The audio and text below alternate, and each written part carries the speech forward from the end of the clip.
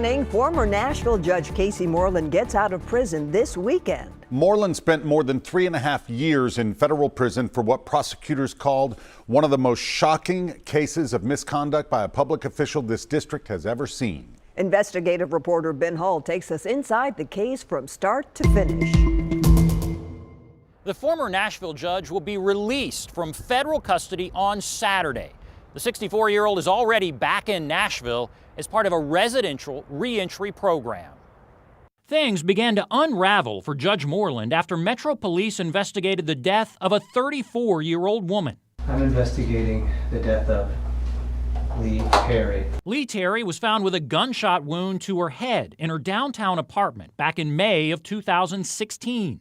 Police ruled her death a suicide. You can sit wherever you want. You can sit. Yeah. Interviews as part of that investigation revealed that days before Terry died, she had been on a trip to the Alabama Gulf Coast with Judge Moreland and defense attorney Brian Lewis. Another lawyer and 2 other women also accompanied them on the trip.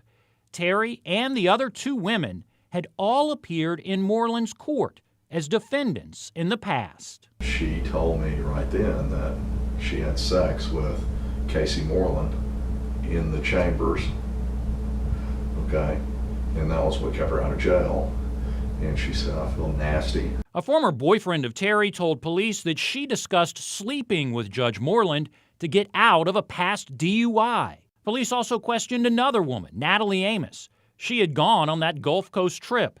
She admitted to having a relationship with Moreland. I know you don't want to mention somebody, but I just need to know who we're talking about. Judge Moreland. Okay. Thousands of texts between Moreland and Amos, obtained by News Channel 5 Investigates, showed Moreland was willing to use his influence to get Amos out of trouble. In 2018, the FBI opened an investigation into whether Moreland traded favors in his courtroom for sex. That same year, an informant working for the FBI went to Moreland's home with a hidden camera. The informant told Moreland he'd talked to an officer willing to plant drugs on Natalie Amos to discredit her. What's he want? He didn't say anything. He didn't just. I think his thing is like, as long as it don't come back to him. And I said, don't worry about that. And Is he gonna be the one to pull her over? he'll be, but he'll be the one to pull her over.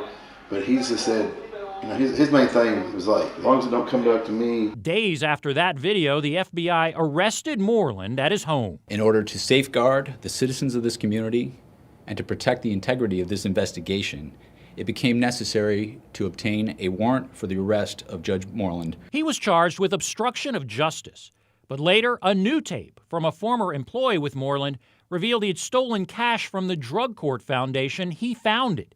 He eventually pled guilty to witness tampering, theft, and obstruction. Judge Waverly Crenshaw said he wanted the 3.5-year sentence to be an example to others in positions of authority. Moreland remains on probation for 3 years. One of his attorneys tells us he plans to get a job outside the legal profession and stay out of the public eye. Ben Hall, News Channel 5 Investigates.